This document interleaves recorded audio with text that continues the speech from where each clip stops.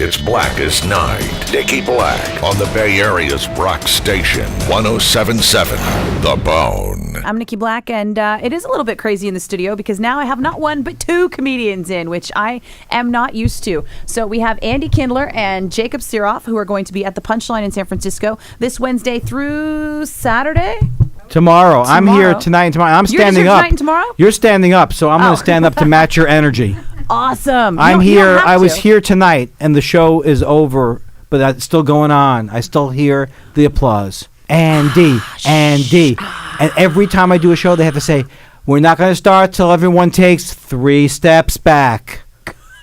3 steps back. Are you channeling Bill Graham? Step back. Keep it back.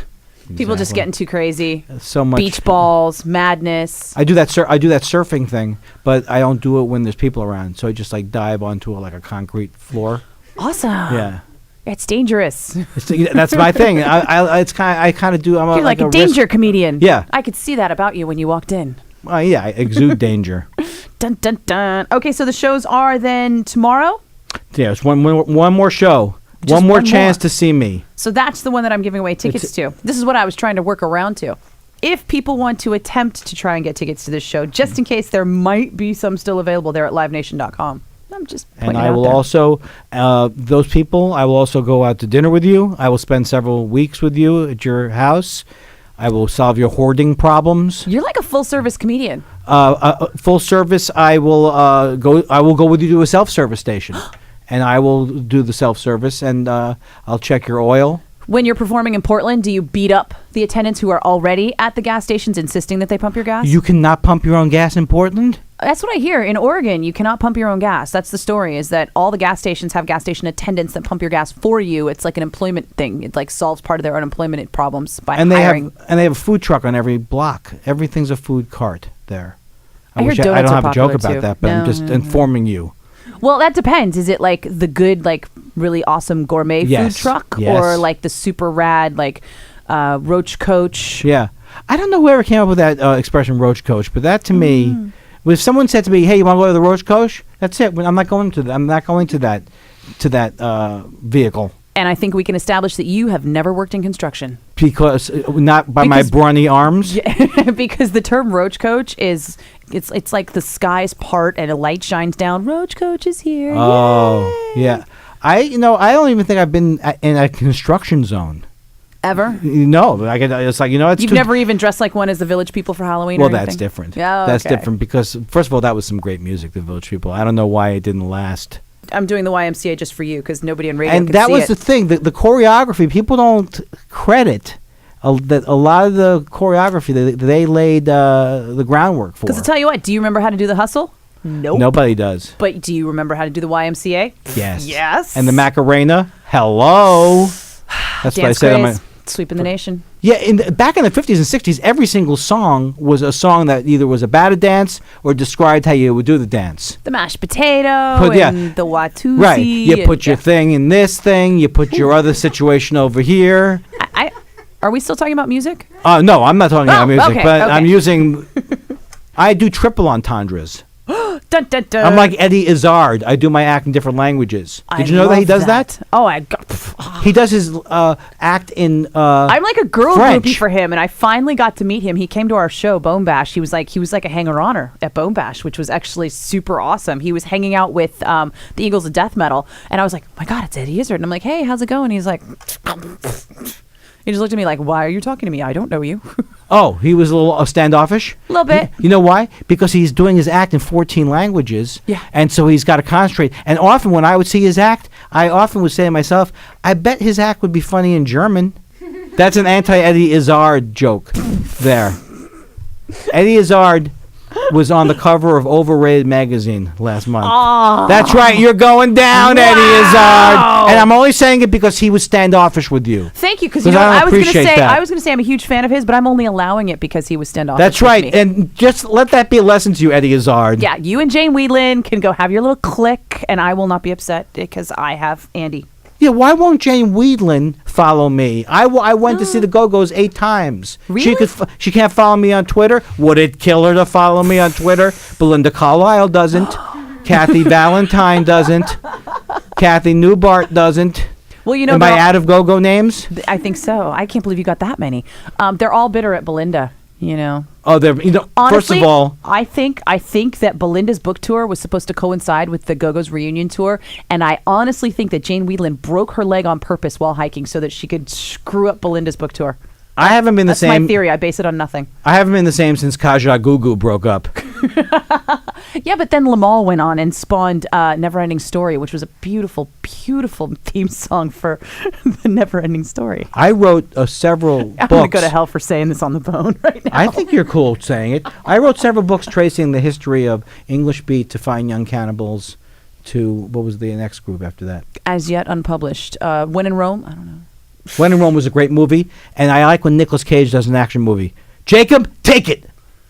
It's all you, Jacob. It's Jacob's all you, been sitting here Jacob. quietly. Don't let me Robin Williams' interview. You're doing great, Eddie. We're out of time, but I would love to give away some tickets to see Andy Kindler and Jacob Sirop. They are at the Punchline tomorrow night only. Tickets are on sale now at livenation.com, and I have a pair for you right now. And I'm only joking, Jacob, because you're here for like a little while, and I have another break coming up. So that's why I'm cutting you off now, because I know that I have something else to offer you very shortly. This is 1077 The Bone. And in the studio with me, Andy Kindler and Jacob Sirop, who are performing tomorrow night only. One night and one night only at the Punchline in San Francisco. Jacob, you did not get to talk. I had to cut you off. No, that's fine. I was enjoying the Andy show. Is that my dog over there? dog is Like making accosting love to you? me. That was Andy. That was the weirdest feeling. It was so sweet. She's a slutty little bitch, I know. You could say that on the radio? Yeah. Slutty little bitch? Yeah. Really? What if you That's, said she was like a but slutty she- little because Jewish she's- bitch? Could you say that? Or does that get, how would does a that get dog dicey? be Jewish? Like That's up to you. As a female dog, she is technically a bitch. And because she's... And slutty's not a bad word. And Slutty, no, slutty is okay per FCC regulations. well, she's as she's, comedians, she's a slutty, I hope, as comedians, she's a slutty little black bitch. she is. That's she and is. I'm just being literal. That's not. That's yeah. literal. She's a She black dog. absolutely is. You know how you can tell a dog is Jewish is if a dog complains about the portions. It's not big enough. The portion's so small. What did I pay for? I love doing a Jewish accent. Yeah? I could do a Jewish. These are the way people from Queens. Jacob, have you ever been to Queens? I have. New I'm a huge York? Mets fan. I've been in Queens a bunch of times to go see the Mets. I grew up 20 minutes from Shea Stadium. I saw Tom Seaver play at Crane Pool Seaver. to die for. It's a mitzvah. As Is that the first time that's ever been said on the bone? You know what? It might actually be. I'm a the San first Francisco time. native. Am I allowed to discuss? And you're Jewish? I mean, Really? yeah, San Francisco native, Jewish. I remember when this station was before. Can I talk about other stations? Are you allowed to mention other stations' names on It station? used to be called Flanken. It was right? called. It's a faux pas, but It was you called. can. Well, this was another station that's currently at in the 90s. Used to be here. 107. It was, and there was an adjective before 1077. Do you remember that?